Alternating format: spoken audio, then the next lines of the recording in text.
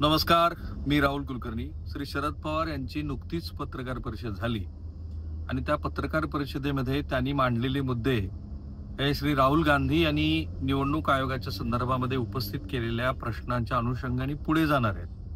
आणि म्हणून असं दिसतं आहे की एक व्यापक पद्धतीची रणनीती आहे की ज्या रणनीतीमध्ये भारतीय जनता पार्टीला काही मुद्द्यावरती प्रश्न विचारायचे आणि एकाने एक मुद्दा मांडला की त्याला मग महत्वाच्या नेत्यांनी समर्थन देत चालायचं. साधारण मुद्दा काय आहे की आपल्या देशाचा केंद्रीय निवडणूक आयोग जो आहे तो कॉम्प्रोमाइज्ड आहे. म्हणजे देशातली जी केंद्रीय संस्था आहे ती कॉम्प्रोमाइज्ड आहे आणि त्याच्या अनुषंगाने राहुल गांधी यांनी उपस्थित केलेले प्रश्न हे कायदेशीर दृष्ट्या चर्चेत न आणता, कारण कायद्याच्या पटलावरती गेलात तर त्याच्यामध्ये कुठल्याही अर्थाने कसाही किस पाडता येतो. ती दीर्घकाळ चालणारी प्रक्रिया आहे आणि समजा निवडणूक आयोगानं जसं शपथपत्र मागितलंय त्या शपथपत्राच्या अनुषंगाने कोणत्याही तांत्रिक मुद्द्यावरती राहुल गांधी कमी पडले तर मग मात्र त्या कायद्यात जशी तरतूद आहे त्याप्रमाणे 1 वर्षाच्या शिक्षेकडे सुद्धा निवडणूक आयोग जाऊ शकतो. असं झालेलं आहे. म्हणजे गुजरात हायकोर्टाने आश्चर्यकारक पद्धतीने राहुल गांधी यांना जो 2 वर्षाचा कारावास अत्यंत किरकोळ अशा गोष्टीसाठी सुनावला आणि त्यानंतर त्यांचं संसदेतलं सभासदत्व काही काळासाठी प्रलंबित झालं होतं. आणि म्हणून या देशाच्या निवडणूक आयोगानं शपथपत्र मागणं ही कायदेशीर दृष्ट्या योग्य असलेली गोष्ट असून सुद्धा मला असं वाटत होतं की निवडणूक आयोग या संदर्भामध्ये राहुल गांधी यांच्याकडं शपथपत्राची मागणी करत असताना समजा त्यांनी ह्या 4-5 दिवसामध्ये शपथपत्र नाही दिलं तर एक आपली वैधानिक जबाबदारी आहे असं म्हणून पुढे येईल आणि त्या विशिष्ट लोकसभा मतदारसंघाबद्दलचे जे तपशील आलेले आहेत, जसं त्या श्रीवास्तव नावाच्या गृहस्थाबद्दल वेगळ्या माध्यमांनी काही मुद्दे मांडलेत, तसंच एकाच इमारतीमध्ये 80 जण कसे राहत होते वगैरे, याचं तपशीलवार खुलासेवार प्रेझेंटेशन देईल. म्हणजे ज्याला आपण एक प्रतिवाद आहे, एक वाद आहे, त्याला प्रतिवाद केला असं म्हणतो. पण शरद पवार यांच्या प्रेस कॉन्फरन्सचं विश्लेषण करत असताना साधारणपणे विरोधकांची रणनीती काय आहे ज्याचा अंदाज भारतीय जनता पार्टीला आलाच असावा असं दिसेल. एक सूक्ष्म महाराष्ट्रातील सामाजिक स्थिती पण नीट लक्षात घ्या. आता श्री मनोज जरांगे पाटील यांचं आंदोलन होऊ घातलं आहे. तिकडे एकनाथ शिंदे दिल्लीत जात आहेत. दिल्लीमध्ये ते आजही थांबणार होते पण ते आता आलेत परत. आणि मनोज जरांगे पाटील यांच्या बोलण्यामध्ये ओबीसी विरुद्ध मराठा असा एक नवा संघर्ष होईल, एक मोठी दंगल होईल आणि त्याला देवेंद्र फडणवीस कसे जबाबदार असतील असं ते सांगतायत. त्याच वेळेला मंडल सप्ताहाच्या निमित्तानं शरद पवार हे विदर्भापासून त्याची सुरुवात करतायत आणि ते का महत्वाचं आहे तर मंडल कमिशनची प्रत्यक्षात अंमलबजावणी करणारं महाराष्ट्र हे देशातलं पहिलं राज्य होतं की ज्या राज्यानं ओबीसी समाजाला आरक्षणाचा लाभ दिला. त्याचबरोबर स्थानिक स्वराज्य संस्थांमध्ये काही मूलभूत क्रांतिकारी निर्णय घेण्याची संपूर्ण त्याबद्दलचं जो काही निर्णय त्यांनी घेतला त्याचं संपूर्ण क्रेडिट श्री शरद पवार यांना जातं. म्हणजे आता पुन्हा एकदा भारतीय जनता पार्टीनं अलगदपणे आमच्याच डीएनए मध्ये ओबीसी आहेत वगैरे असं म्हणत ओबीसीचा जो सगळा एक मताचा गट्टा स्वतःकडे घेतलाय त्याला सुद्धा कुठेतरी छेदण्याचा प्रयत्न आता शरद पवार आणि त्यांचा पक्ष करतो आहे. आणि मला त्यांच्या ह्या सातत्याचंच कौतुक वाटतं की शरद पवार हे हार मानत नाहीत आणि ही खूप समजून घेण्यासारखी आणि आत्मसात करण्यासारखी गोष्ट आहे. आता ह्या प्रेस कॉन्फरन्सेसमध्ये त्यांनी राहुल गांधी यांना निसंदिग्ध शब्दामध्ये पाठिंबा दिला आणि ते देत असताना अत्यंत खुबीनं जे काहीही प्रूव्ह करता येणार नाही असं एक उदाहरण त्यांनी दिलं. ते काय म्हणाले, मी दिल्लीमध्ये विधानसभा निवडणुकीच्या आधी जेव्हा बसलो होतो तेव्हा 2 व्यक्ती आले. त्या 2 व्यक्तींनी त्यांना असं म्हटलं की 288 पैकी 165 जागा आम्ही तुम्हाला जिंकून देऊ. तेव्हा माझा त्याच्यावरती विश्वास बसला नाही आणि मी त्या व्यक्तींकडे दुर्लक्ष केलं. नंतर त्याच व्यक्ती राहुल गांधी यांना भेटल्या वगैरे वगैरे.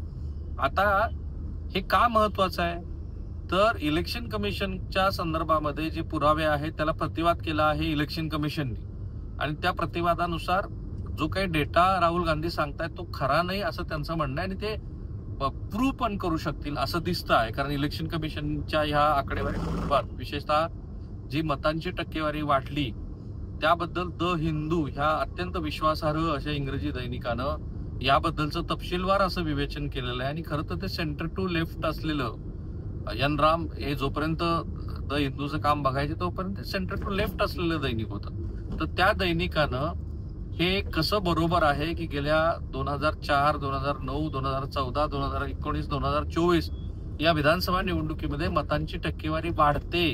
इनफॅक्ट ती आता ह्या वेळेला कमी झालेली आहे. हे साधारणतः व्यवस्थित अभ्यास करून मांडलं, त्याच्याबद्दलचं विश्लेषण मी केलेलं आहे. म्हणजे त्या पातळीवरती इलेक्शन कमिशन राहुल गांधींना असं सिद्ध करून दाखवू शकते की तुम्ही जो मुद्दा मांडत आहात तो चुकीचा आहे. सिद्ध काय करता येणार नाहीये, तर अशा पद्धतीने इलेक्शन मॅन्युप्युलेशन करण्याचे जे प्रयत्न सुरू आहेत. कारण आधी राहुल गांधी म्हणाले की ईव्हीएम आणि व्हीव्हीपॅट मध्ये गोंधळ आहे. नंतर सुरू झालं ते म्हणजे मतदार याद्याच्या गोंधळासंदर्भामध्ये. ईव्हीएम आणि व्हीव्हीपॅट संदर्भामध्ये सुप्रीम कोर्टाने सांगितलं की come forward and prove it, किंवा इलेक्शन कमिशनने सांगितलं की पुढे आणि सिद्ध करा. जी गोष्ट कोणत्याही दूरस्थ प्रणालीला कनेक्ट नसते, म्हणजे इंटरनेट ह्या केसमध्ये, तिला त्याच्यामध्ये माल फंक्शन करणं खूप अवघड आहे, तांत्रिकदृष्ट्या खूप अवघड आहे, विच इज ऑलमोस्ट इम्पॉसिबल.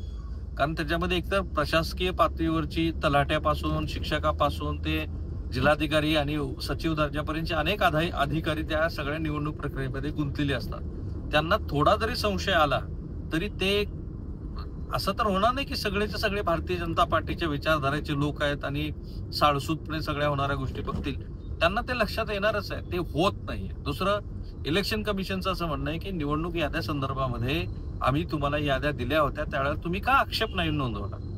आता हा जरी भाग असला तरी सर्वसाधारण जनमत असं आहे की राहुल गांधी जे म्हणतायत त्याच्यामध्ये तथ्य असू शकतं. कारण लोकांना असं वाटतं की शेतकऱ्यांचे प्रश्न, महिलांचे प्रश्न, कायदा आणि सुव्यवस्थेची परिस्थिती, त्याबरोबर इतर सामाजिक आंदोलनं जी झाली त्या निमित्तानं महाराष्ट्रामध्ये निर्माण झालेलं एक सामाजिक अस्वस्थता, या सगळ्याचा परिपाक म्हणून हे सरकार जाणं अपेक्षित होतं. उलटच घडलं.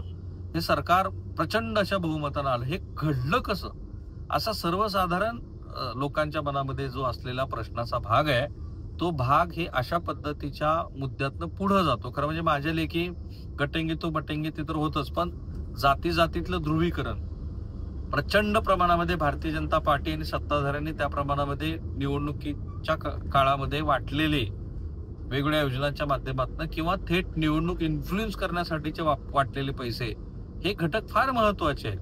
आणि त्यामुळे त्यावेळेचे सत्ताधारी जिंकले. पण आता निवडणुकीनंतर साधारणपणे राहुल गांधी यांनी एक व्यापक मोहीम सुरू केली असं दिसतंय. एक, देशांतर्गत असलेल्या सगळ्या संस्था कशा कॉम्प्रोमाइज हे सांगायचं. दोन, ओबीसी समाजामध्ये जातनिहाय जनगणना करून ओबीसी समाजामध्ये राजकीय दृष्ट्या फूट पाडायची.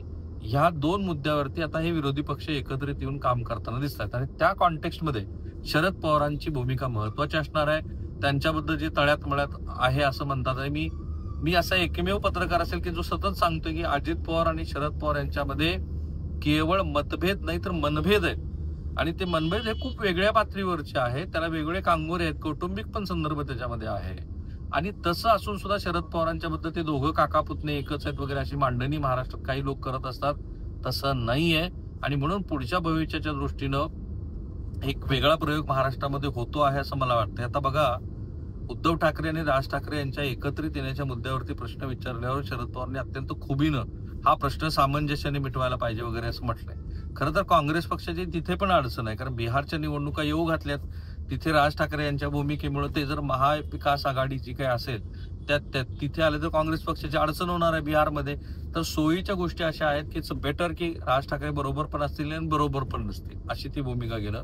तर तिथं ते असं म्हणाले की सामंजस्याने घेतली पाहिजे. खरं म्हणजे इलेक्शन कमिशनवरती जे आरोप झाले त्या आरोपासंदर्भामध्ये भारतीय जनता पार्टीला संशयाच्या घेऱ्यात उभा केला आहे, हे जरी खरं असलं तर त्याचा प्रतिवाद हे देवेंद्र फडणवीस यांनी करण्याच्या ऐवजी इलेक्शन कमिशननी करणं अपेक्षित होतं, जोरदारपणे करणं अपेक्षित होतं. ते तर अजून झालेलं नाही.